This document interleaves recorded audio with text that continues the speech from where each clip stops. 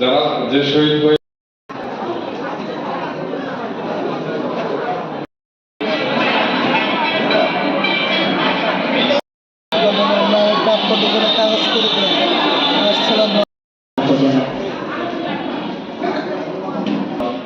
দায়িত্বে তারা আমাদেরকে অত্যন্ত সহযোগিতা। যে আমি একজন মানুষ হিসাবে, একজন নাগরিক হিসাবে আমার লেখাপড়ার অধিকার। সমাজ সেবা অধিদপ্তর কল্যাণময় রাষ্ট্র আজকে স্মরণ করছি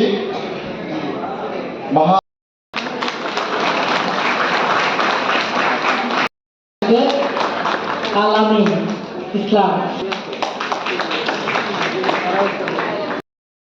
যাদের সাথে আমরা কাজ করতেছি, মানে